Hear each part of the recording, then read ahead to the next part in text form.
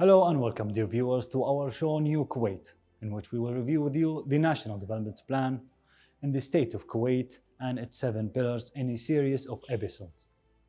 The United Nations has 17 Sustainable Development Goals. One of them is no poverty. This means by 2030, eradicate extreme poverty for all people everywhere, currently measured as people living on less than $1.25 a day. By 2030, reduce at least by half the proportion of men, women, and children of all ages living in poverty in all its dimensions according to national definitions. Implement nationally appropriate social protection systems and measures for all, including floors, and by 2030 achieve substantial coverage of the poor and the vulnerable. By 2030, ensure that all men and women, in particular the poor and the vulnerable, have equal rights to economic resources, as well as access to the basic services. Hello and welcome, dear viewers. Today we are at the United Nations House in Kuwait to talk about the United Nations Sustainable Development Goals in line with our National Development Plan. And here with me, Coordinator to the United Nations, Dr. Tariq Sheikh. Hello, Doctor. Hello, and welcome to the United Nations House. It's a pleasure to talk to you and to talk to our audience about the United Nations 2030 agenda and also the leaving no one behind approach of the United Nations and how this is actually enshrined and embedded in the 17 Sustainable Development Goals. It's very important, and I really appreciate that we are doing this at my final year in Kuwait, because this is the last year of my term as resident coordinator, and it's very important that we shed light about what is the efforts that has been done on sustainable development goals and how Kuwait is actually progressing into that and what is the aspiration for the future. It's very important before we get into the details of every sustainable development goals that we actually look into what we are aiming for.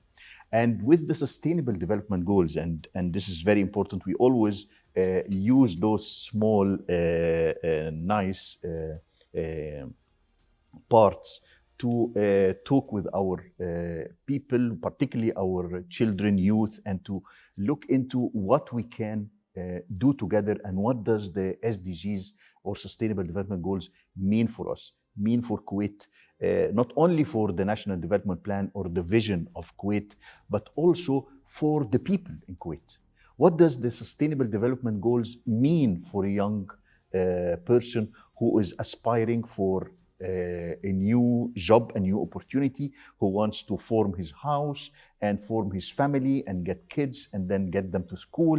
So how this is associated with our daily lives. This is important for our audience, for the common people to understand and to be really aware that SDGs and SDGs achievements, Sustainable Development Goals achievements, not only rest with governments, but rest with government, people, communities, societies, and the younger generation at large, because it's their future.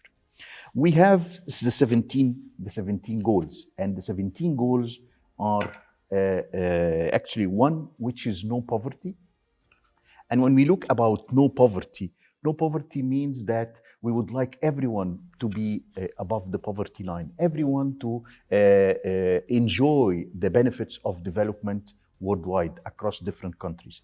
And for that, the United Nations work with different governments, institutions, and parliamentarians and community groups to actually work to ensure that no poverty, and no poverty means that we do not leave anyone behind in terms of employment, in terms of education, in terms of health, in terms of everything, and to ensure that the minimum services are aligned with the priorities of the governments, but also with the necessities for the people.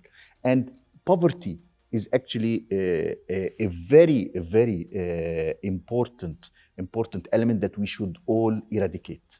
work for eradication. Because when you are in poverty, you are malnutritioned, you are not able to access education, you are not able to access jobs, you are not able to sustain your families, you are not able to enjoy life and benefits of development within the communities that you are living in.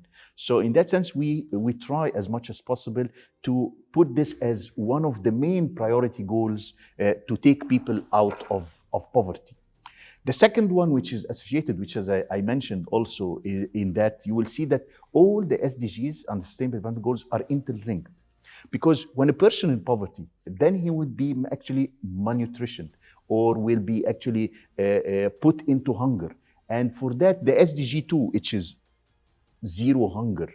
Zero hunger is a very important basic need to ensure that everyone actually has the nutritional support and ingredients that they should get. And for that, the UN, we do not do the job of governments or the job of the communities or the job of NGOs or the parliamentarians. But we are there to help, to advise, to provide standards and solution, global standards and solution, priorities, targets for the different indicators that we set together collectively with the member states and with different constituents of development. And we ensure that everyone has its share. Also, each SDG, NGO, the UN agencies, each SDG is actually assigned to a custodian in the United Nations. And a custodian meaning a mandated agency that take responsibility for supporting member states, monitoring the SDG and the targets and different tiers of the SDG. Like in Hungary, we have a World Food Program, we have the Food and Agriculture Organization, and similar to that. The third SDG, which is actually in relation to that also and interrelated, is actually a person who is out of poverty, who is nutritioned well, who gets their basic needs, their health would be good. And for that also, it's very important that we ensure good health and well-being of everyone. And to have good health and well-being of everyone, when we are dealing with people, we set policies and strategies through WHO. And not only WHO, but there is different, within the SDG, there is different targets and different priorities. And these targets, different institutions within the UN and outside the UN or affiliated to the UN have responsibilities for monitoring the targets. Yes.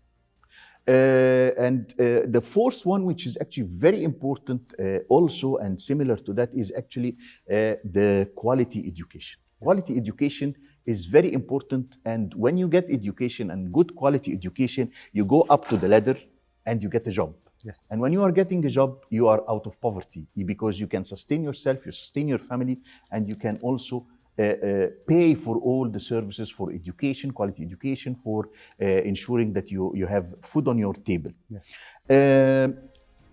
In that, we see that the workforce and the people that work and get quality education for equal men and women. So in that sense, gender equality is very important in accessing services, yes, in accessing all priorities of in the society, and not priorities in society, sorry, but all opportunities in the society.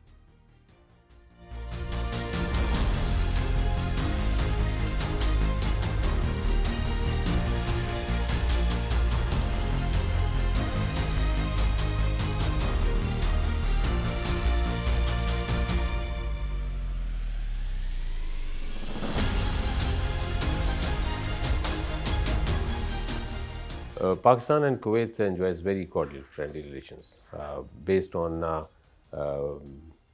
commonality of views bilaterally as well as at the international level. The two countries work together whenever there is an issue, even at the global level. The two countries discuss and always have convergence of view on all issues at the global level. And as I said, this historical deep relationship is based on the religious affinity, the very long ties based on the people of Pakistan who have been living here for like 5-6 decades, and I have met a couple of Pakistanis, young, boys and girls who have never been to Pakistan. Rather, they are look like more like a Kuwaiti, fluently speaking Arabic. They may not be knowing that much of good Urdu as compared to the Arabic, and even their getup is very much similar to what the people in Kuwait wear. So I can say that people in Kuwait, the Pakistanis, they are very happy, very satisfied living here, working here, and giving whatever they can in their capacities for the economic development and growth of Kuwait. And when it comes to the relationship, there have been some, I do not say any issue. There is nothing which has any kind of difference of the opinion between the two countries, but the people-to-people contact has been missing. So this will be one of my area of focus, that how can I work on that as working in the embassy, that people from Kuwait visit Pakistan, and people from Pakistan, especially the business community, come to Kuwait, look into the market, what are the potential areas. The trade is not up to the true potential. So this is another area, but primarily the focus would be that the already existing strong, deep relationship should be given more depth in that. But overall, I can say with a lot of confidence that the relationship are extremely friendly and cordial. There's no doubt about that. Not even one single point where anybody can say, either in Pakistan or in Kuwait, or for that matter anywhere in the world, that the two countries have any kind of a difference of opinion. So we love and we respect Kuwait and the people of Kuwait. Dear viewers, today we reviewed with you one of the most important pillars of the development plan, its distinguished international position for the state of Kuwait, as Kuwait is distinguished by its international standing and relations between countries.